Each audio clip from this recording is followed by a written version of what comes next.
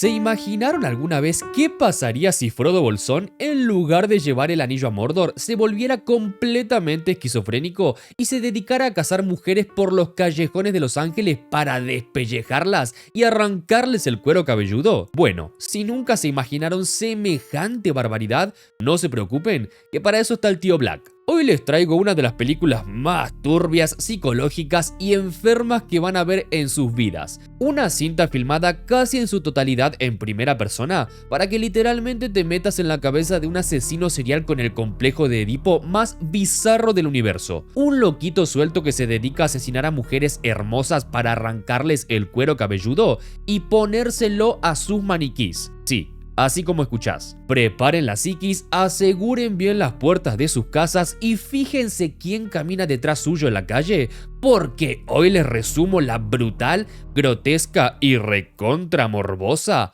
Maníaco. Esta cinta comienza en una calle bastante concurrida durante la madrugada, donde vemos a dos amigas llamadas Stephanie y Judy, quienes acaban de salir de un bar después de haber estado tomando durante varias horas. Luego de hablar un poco entre ellas, Stephanie decide tomarse un taxi y se marcha del lugar, dejando a Judy completamente sola en la calle. ¡Qué amiga de mierda, Dale, hija, mínimo tómense el mismo taxi y que una se baje en su casa y la otra en la suya.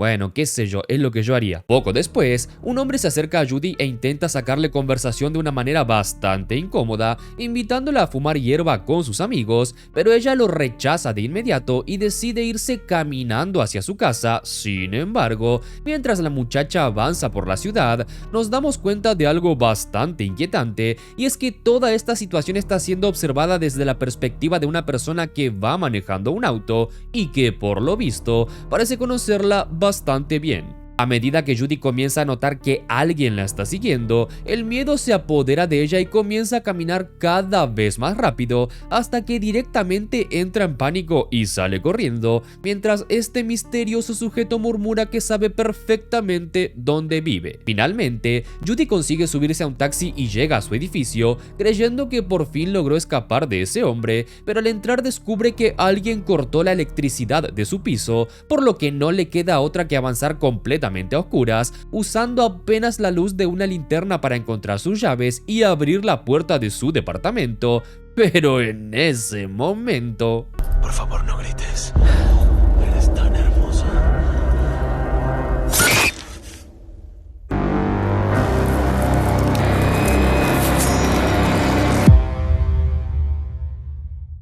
Luego de esto, la película nos lleva a un lugar oscuro y bastante perturbador, donde vemos a un hombre usando una computadora mientras navega por una página de citas bajo el seudónimo de Tímido. Allí conecta rápidamente con una usuaria llamada Red Lucy 86 y luego de intercambiar algunas palabras, ambos acuerdan encontrarse en un restaurante en el centro. Cuando llega el momento del encuentro, vemos que Lucy es una joven con tatuajes, piercings y cabello rizado, mientras que él finalmente se presenta como Frank. Sí, señor, el mismísimo Frodo Bolsón, el Hobbit, ese mismo. En principio, la cita parece avanzar bastante bien, ya que Lucy se muestra interesada en él y hasta le pregunta si tiene pareja al notar que no lleva ningún anillo ni menciona a nadie en particular. Sin embargo, esa simple pregunta parece incomodar muchísimo a Frank, quien de un momento a otro comienza a sentirse observado por todos los presentes del restaurante. La situación se vuelve cada vez más angustiante para él, hasta que incluso comienza a alucinar con que el rostro de Lucy comienza a sangrar frente a sus ojos y, completamente sobrepasado,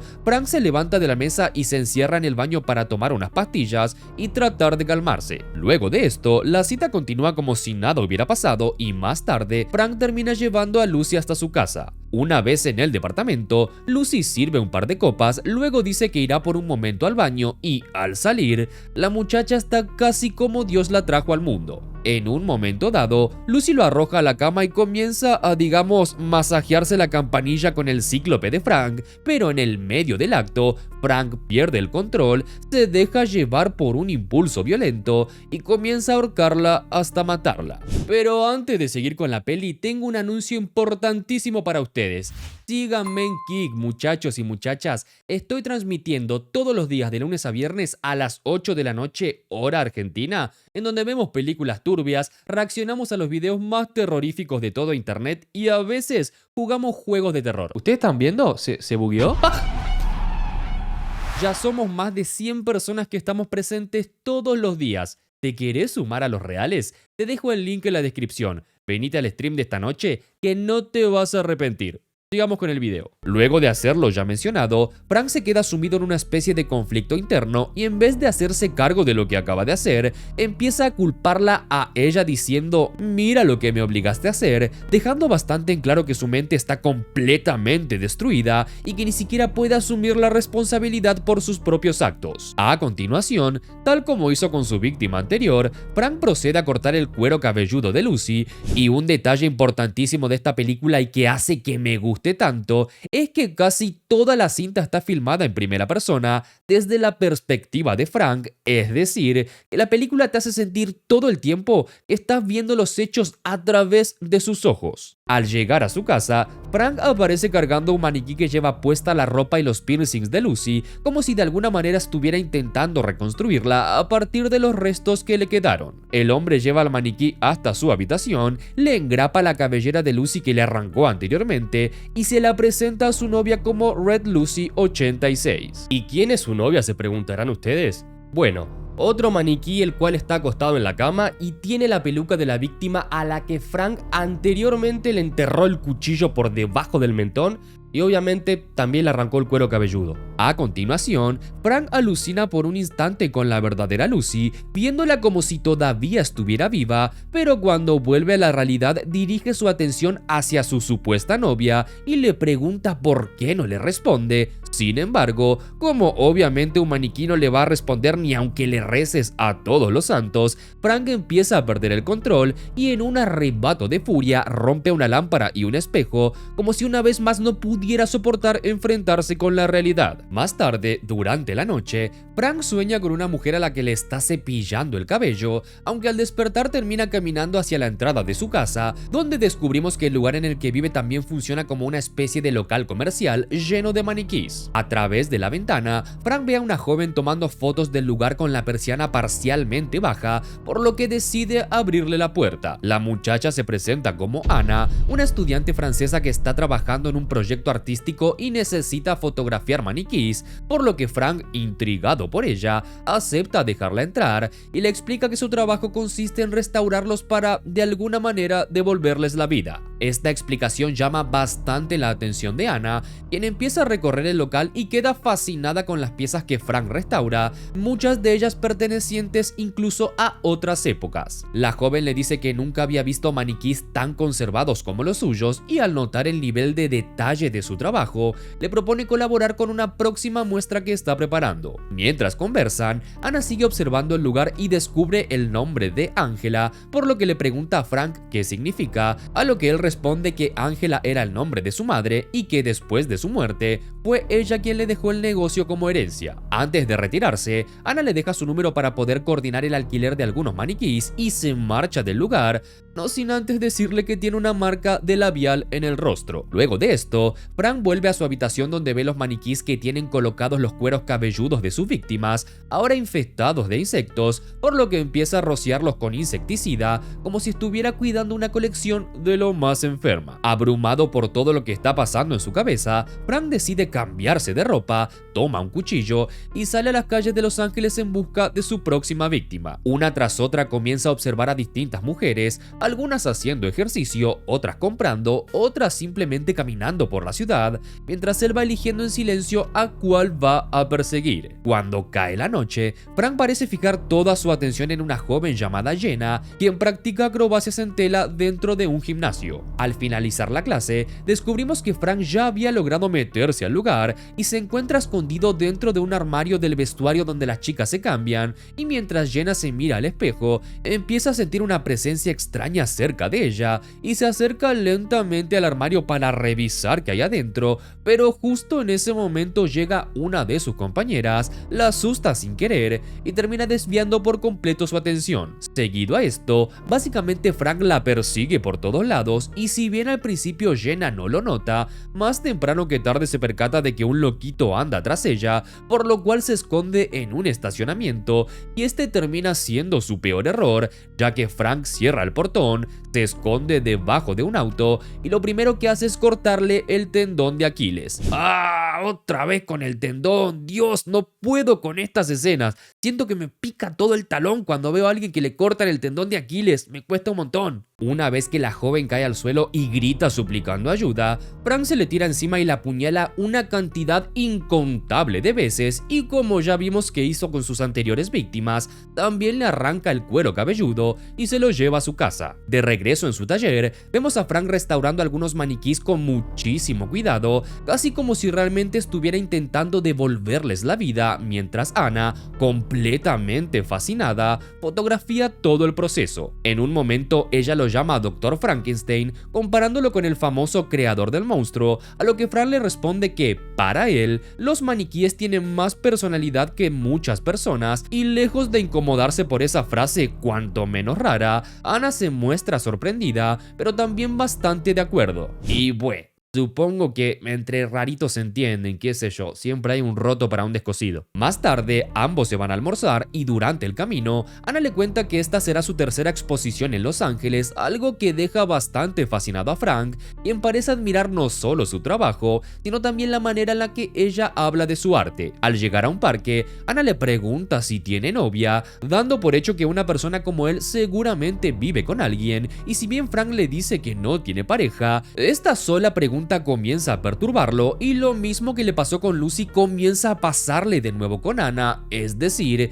comienza a alucinar y a ver cosas que no están ahí, por lo cual escapa como puede del lugar y va a su casa a tomar sus pastillas para la esquizofrenia. Cuando los síntomas se le pasan, observa las noticias que se habla sobre el asesino serial que está asesinando a mujeres y arrancándoles el cuero cabelludo, mientras el mismo Frank está acostado rodeado por todos sus maniquíes con sus respectivos cueros cabelludos, a los cuales tiene que rociar constantemente con insecticida debido a que todo tipo de insectos comienzan a acercarse, debido a que obviamente dichos cueros cabelludos aún tienen restos de piel y sangre, los cuales están comenzando a pudrirse. En ese momento, Frank comienza a escuchar la voz de su madre y su mente empieza a romperse una vez más. De golpe, la película nos lleva a una de sus alucinaciones donde lo vemos a él de niño encerrado dentro de un armario mientras su madre llevaba varios hombres a su habitación y tenía relaciones con ellos mientras él observaba cada detalle. Y a ver, por si no se entendió bien,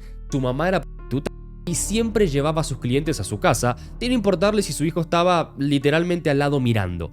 Ese trauma infantil es el motor de toda la película y el desencadenante de su psicosis o esquizofrenia. El chabón desarrolla un complejo enfermizo donde mezcla la figura materna, el sexo y la muerte. Por eso termina cazando mujeres y arrancándoles el cuero cabelludo para ponérselos a los maniquís. Es su forma retorcida de recrear y al mismo tiempo tener el control absoluto sobre esa figura femenina inalcanzable que lo traumó de por vida. Básicamente es un complejo de Edipo llevado al extremo más asqueroso, grotesco y morboso que te puedas imaginar. Y no tenés idea de lo que le va a hacer a esta mujer más adelante. Se viene lo turbio.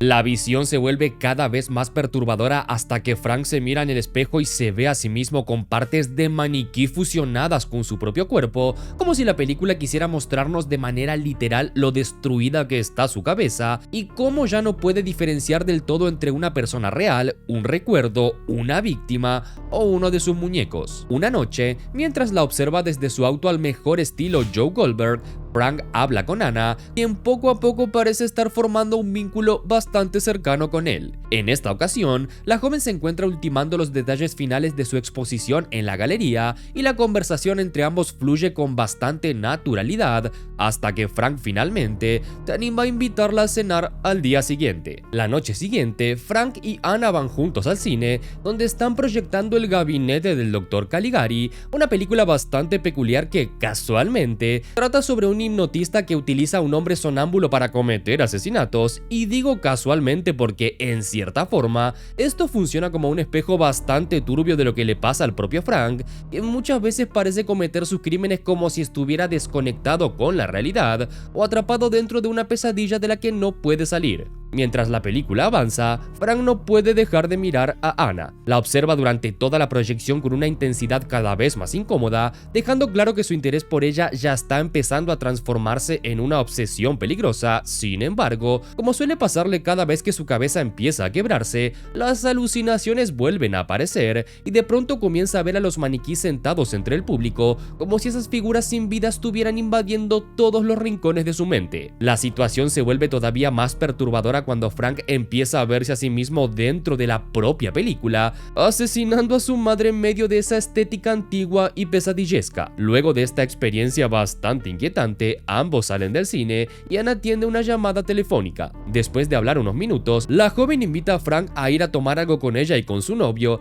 y es ahí que al pobre enfermito se le cae el castillo de naipes por completo, porque hasta ese momento Frank parecía creer que entre ellos dos podría haber algo más que una simple amistad. La invitación lo frustra muchísimo, ya que entiende de golpe que Anna tiene pareja y que, al menos para ella, él no ocupa ese lugar romántico que él ya se había imaginado en su cabeza. Completamente molesto y decepcionado, Frank rechaza la propuesta y se marcha a su casa en silencio, tragándose toda la bronca que obviamente después va a terminar saliendo de la peor manera posible. Días después, finalmente llega la noche de la muestra de Anna en la galería, y en medio de dicha muestra, Frank decide ir al baño de hombres y allí se cruza con el novio de Anna, quien con una soberbia bastante desagradable empieza a hablarle como si fueran amigos de toda la vida. El tipo le dice que le agrada que Anna tenga amigos gays porque de esa manera no tiene que preocuparse por posibles infidelidades, y por si ese comentario no fuera suficientemente incómodo, también le pregunta si él es el restaurador de maniquís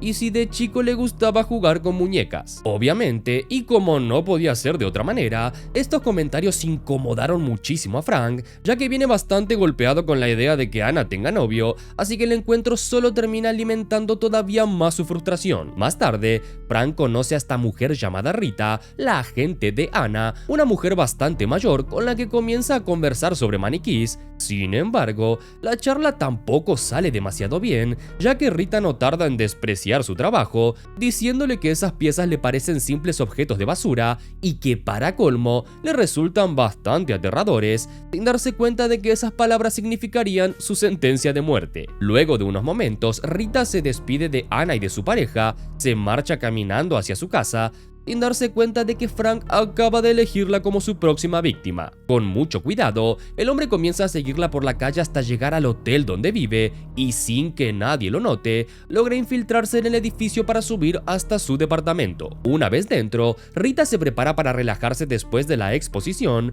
sirve una copa de vino y se mete en un baño de burbujas, completamente ajena al peligro que tiene encima. Durante todo este tiempo, Frank permanece escondido observándola en silencio, esperando el momento exacto para atacar, hasta que de pronto la sumerge bajo el agua hasta dejarla inconsciente, luego la saca de allí, la ata de pies y manos, le tapa la boca y la traslada hasta su cama boca abajo, dejando claro que esta vez no está actuando solo por impulso, sino que quiere tomarse su tiempo con ella. En ese instante, la cabeza de Frank se termina de quebrar por completo y, en medio de su delirio, comienza a convencerse de que Rita en realidad es su madre, por lo cual comienza a interrogarla, reprochándole por qué llevaba tantos hombres a su casa cuando, según él, el único amor que realmente necesitaba era el de su propio hijo. Sin entender ni mierda sobre lo que está hablando Frank, Rita comienza a suplicarle desesperadamente por su vida, pero Frank ya está completamente ido y, tal y como les avisé anteriormente,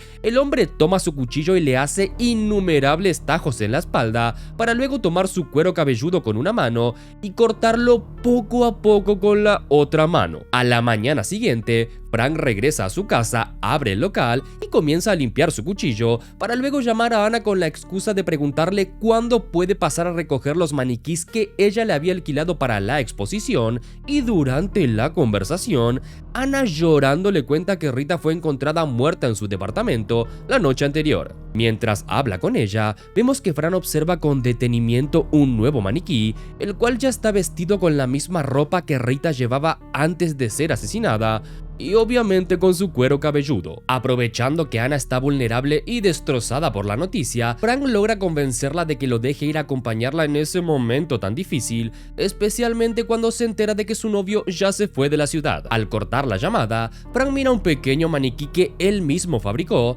representándolo como si fuera un niño, y promete en voz baja que pronto va a volver a traerla, dejando claro que su obsesión con Ana acaba de cruzar otro límite. Más tarde, Frank llega al departamento de Ana y le admite que pudo encontrar su dirección porque leyó su nombre en el buzón, por lo que le pide disculpas por aparecerse así de repente, y una vez dentro, se dirige a la sala y allí conoce a Martin, un amigo de Ana que vive en el departamento de al lado. El hombre no se queda demasiado tiempo, ya que tiene que irse a una audición, pero antes de marcharse le pide a Frank que cuide a Ana en su ausencia. Seguido a esto, Ana y Frank se quedan solos compartiendo un café. La joven le confiesa que se siente culpable por lo que le pasó a Rita, ya que cree que debería haberla cuidado más o haber estado más pendiente de ella. Frank intenta consolarla, pero durante la conversación comete un error gravísimo, ya que comienza a hablar del caso con demasiada información. Le dice que Rita vivía a solo 3 cuadras y que por cómo ocurrió todo, su muerte no parece estar relacionada con las otras mujeres asesinadas. En ese instante, Ana se queda totalmente helada, se levanta de golpe y se aleja de él, aclarando que la policía nunca dijo públicamente que el caso de Rita estuviera conectado con los otros asesinatos y que él no debería saber la dirección de su casa. A partir de ese momento, la tensión se vuelve insoportable. Ana empieza a caminar lentamente hacia la cocina, intentando no perderlo de vista, mientras Frank trata de calmarla diciéndole que está actuando raro y que pueden hablarlo tranquilamente, pero la joven ya sabe que está frente al asesino, así que toma un cuchillo y lo apunta para defenderse. Frank intenta acercarse, pero Ana no se queda quieta y en medio del forcejeo logra apuñalarlo, hiriéndolo en el brazo y atravesándole una mano. Esto le da el tiempo justo para gritar pidiendo ayuda a Martin y encerrarse rápidamente en una habitación. Al oír los gritos, Martin ingresa al departamento golpeando la puerta, pero es recibido por Frank con un hachazo siguiendo la horizontalidad de su boca, al mejor estilo Camino hacia el terror. ¡Uf! ¡Tremendísima escena! Le dejó la boca como la Dalia Negra, tremendo. Aún estando gravemente herido, el hombre intenta salvar a Ana como puede y comienza a pelear contra Frank usando un bate, pero lamentablemente no logra detenerlo por mucho tiempo, ya que Frank lo agarra y lo lanza violentamente contra la puerta de la habitación donde Ana se encuentra escondida, rompiéndola por completo y dejando a la joven nuevamente cara a cara con él. Ana intenta resistirse con todas sus fuerzas, pero Frank toma unas cortinas y comienza a asfixiarla hasta dejarla completamente inconsciente. Luego de esto, vemos a Frank conduciendo con Ana desmayada en el asiento trasero de su auto. El hombre llega hasta un callejón oscuro, dispuesto a bajarla del vehículo para continuar con su enfermizo ritual, pero cuando abre la puerta trasera, Ana lo sorprende clavándole la base puntiaguda de la mano de un maniquí, dejándolo terriblemente herido, y aprovecha para escapar mientras grita pidiendo ayuda. Aunque está muy herido y perdiendo bastante sangre, Frank no está dispuesto a dejarla escapar, así que comienza a perseguirla y en medio de la huida, un hombre que pasa manejando ve a Ana en peligro y se detiene para ayudarla, la sube a su auto, atropella a Frank y como si hubiera aprendido a manejar hace 2 horas, literalmente el pelotudo se estrella contra una valla y Ana sale volando, quedando hecha mierda en el suelo, por lo que Frank se acerca a ella como puede, le arranca el cuero cabelludo como no podía ser de otra manera, al mismo tiempo que le dice que él quería presentarle a su madre y que solo quería estar con ella para toda la vida. Seguido a esto, vemos que Frank lleva el cuero cabelludo de Ana a su casa, la coloca en un maniquí con un vestido de novia, se arrodilla para pedirle casamiento, luego le pone el anillo en uno de sus dedos, la carga para llevarla al tálamo nupcial y así consumar su matrimonio, aunque no sé cómo mierda lo va a hacer si se supone que es un maniquí, mientras todas sus víctimas anteriores se le aparecen y se le tiran encima, metiéndole la mano en el estómago y arrancándole todo lo de adentro, básicamente despedazándolo e incluso arrancándole el rostro. Y vemos que debajo de dicha piel no tiene sangre ni carne, sino que tiene la textura de un maniquí vacío y sin vida, como si al final Frank siempre hubiera sido exactamente eso, una cáscara hueca, intentando llenar su vacío con cuerpos ajenos. La película termina al día siguiente, cuando la policía entra al oscuro taller de Frank y encuentra su cadáver desfigurado junto a todas sus macabras creaciones, cerrando así la historia de uno de los asesinos más perturbados, enfermos y solitarios que vimos en el canal. Y la película termina de esta manera.